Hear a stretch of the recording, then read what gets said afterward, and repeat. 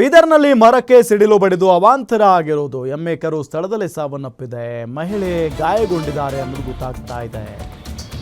ಬೀದರ್ನಲ್ಲಿ ಮರಕ್ಕೆ ಸಿಡಿಲು ಬಡಿದು ಅವಾಂತರ ಸೃಷ್ಟಿಯಾಗಿದೆ. ಎಮ್ಮೆ ಕರು ಪಾಪ ಸ್ಥಳದಲ್ಲೇ ಸಾವನ್ನಪ್ಪಿದೆ ಅನ್ನೋದು ಗೊತ್ತಾಗ್ತಾ ಇದೆ. ಮಹಿಳೆಯೊಬ್ಬರು ಗಂಭೀರವಾಗಿ ಗಾಯಗೊಂಡಿದ್ದಾರಂತೆ. ಬಸವ ಕಲ್ಯಾಣ ತಾಲೂಕಿನ ತಳಬೋಗ ಗ್ರಾಮದಲ್ಲಿ ಆಗಿರುವಂಥ ಘಟನೆ ಇದು.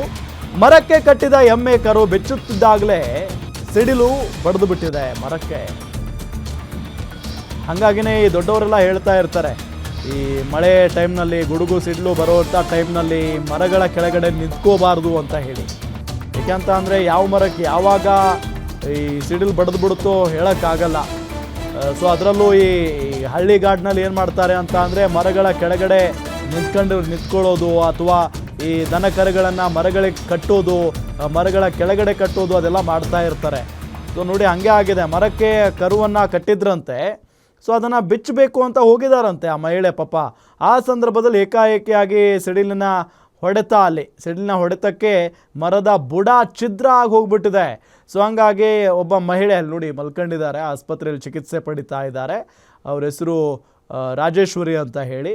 ಈಗ ಗಾಯಾಳು ಮಹಿಳೆ ರಾಜೇಶ್ವರಿಯನ್ನು ಖಾಸಗಿ ಆಸ್ಪತ್ರೆಗೆ ಕರ್ಕೊಂಡು ಬಂದು ಚಿಕಿತ್ಸೆಯನ್ನು ನೀಡಲಾಗ್ತಾ ಇದೆ. ಪಾಪ ಭಯ ಪಟ್ಬಿಟ್ಟಿರ್ತಾರೆ ಅವರು.